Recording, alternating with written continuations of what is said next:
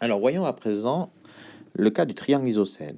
Prenons un triangle KHP isocèle en P. Alors, on va revoir les propriétés du triangle isocèle. Donc, si le triangle KHP est isocèle en P, cela signifie que les côtés HP et PK sont de même mesure, c'est-à-dire que les deux côtés qui contiennent la lettre P seront de même mesure. Que le troisième côté, ici HK, est la base du triangle.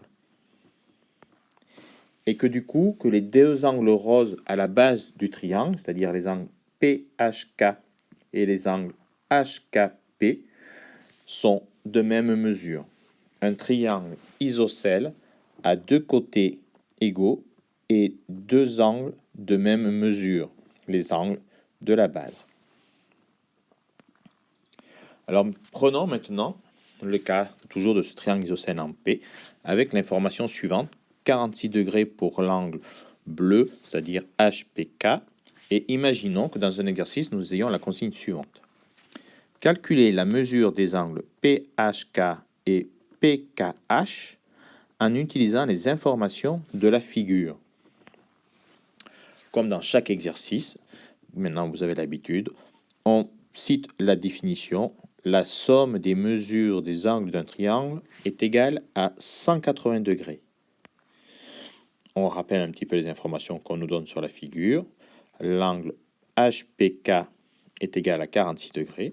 Donc on peut commencer à écrire la formule suivante. PHK plus PKH plus KHP égale 180 degrés, c'est-à-dire la somme des trois angles, et on les nomme avec leurs lettres, est égale à 180 degrés. On remplace les angles connus par leur valeur, donc PHK plus PKH sont les angles qu'on recherche, plus 46 degrés, c'est-à-dire l'angle bleu est connu, est égal à 180 degrés. PHK plus PKH est donc égal à quoi? Eh bien, à 180 moins 46 degrés, c'est égal à 134 degrés. Alors là, justement, par rapport aux autres exercices, on va s'appuyer sur la propriété des triangles isocèles. Sur la figure, on constate que le triangle HKP est isocèle en P. S'il est isocèle en P, je me rappelle des propriétés du triangle isocèle. Alors ici, dans ce cas-là, elles sont rappelées en haut. Ça veut dire que PHK et HKP, c'est-à-dire les deux angles de la base, sont égaux.